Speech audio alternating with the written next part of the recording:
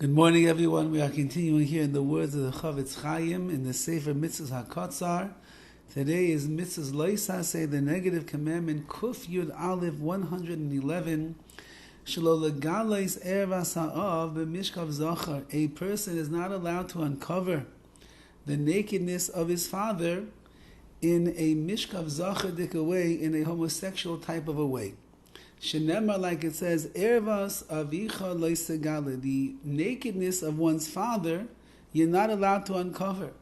V'zelav noisev al mishkav zachar. This is an additional prohibition of lying carnally together with a man. As we will see coming up, there's a prohibition of homosexuality from the Torah. So too there's another prohibition of having such a relation with your own father. V'oiver al zeh, someone who transgresses this, ubal avi b'achnosas Torah, and actually has relations with his father, be'edim b'hasra, there's witnesses and there was a warning, shneim chayavim skila, both the father and the son deserve the death penalty, killed by stoning. Ubaloy edim, if there's no witnesses that saw the crime that they did, b'mezid, if it was done intentionally, chayavim karis, they're going to be spiritually cut off. Ubishoigeg, if it was done unintentionally, exactly how that would be, the son didn't realize it, they didn't know what was going on, whatever would be the story, chayiv shtei chatois, each one has to bring a korban chatas, a sin offering, mishum lav zeh, because of this lav, this prohibition, umishum bala zacha. And there's a second prohibition over here, which is you're not allowed to have, a man cannot have relations, the homosexual relations with another man. So it's two prohibitions in one. This is something that applies everywhere, all of the time. Obviously, it's referring to men in this particular case. Next mitzvah, Kuf Yud Beis, number 112. Mitzvahs Loisas say the negative commandment shall love al imay, that a person should not have incestual relations with his mother. So the Torah itself, you see, warns about things that perhaps on the surface isn't obvious. Nevertheless, the Torah understood that there are things that are going to be within the psyche or in the desires of a person. There are things that will happen, unfortunately, and therefore the Torah warns us not to do these particular things. You cannot have incestual relations with one's mother. Shenemar, like it says, "Ve'ervas imecha lo yisegale," the nakedness of your mother you're not allowed to reveal. Even if she's not your father's wife, which means your father had relations with this woman out of wedlock, they never got married, but you are the product of that union. Raki imay al yedei znus. She's your mother, even though it came through illicit relations. Mikol malka imahi. Nevertheless, she's your mother, and therefore you cannot be together with her. It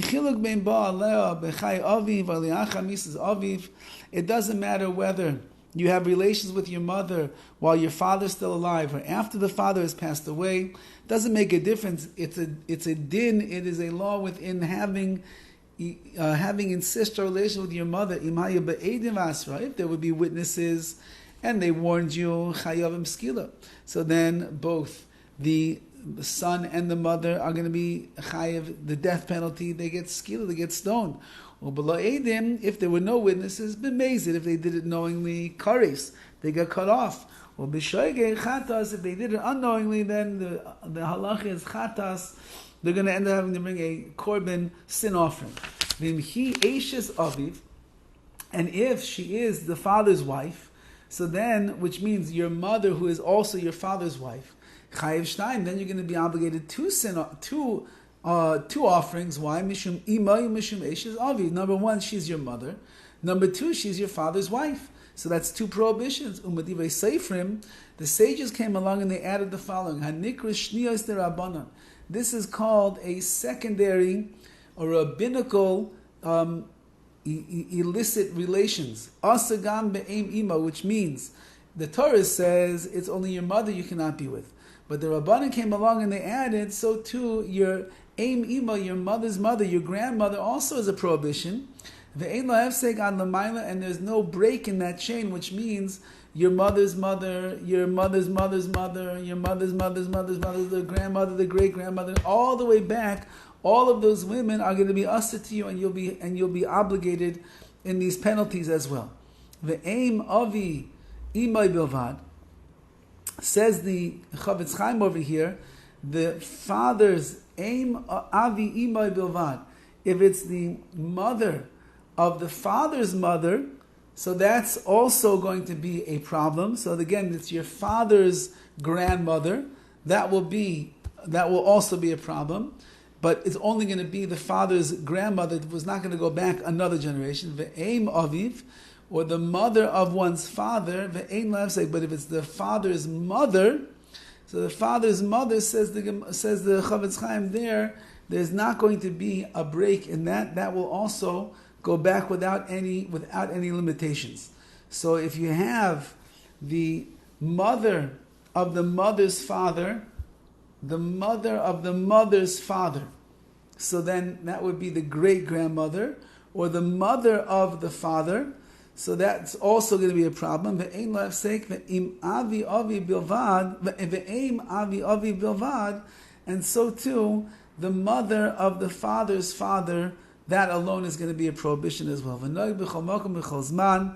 any case, says the Chavetz Chaim, all of these things that touch upon the relationship of the mother, of the grandmothers on either sides, but certainly that which is coming from the mother directly herself, obviously all these things are incestual relationships, and a person has to steer clear of them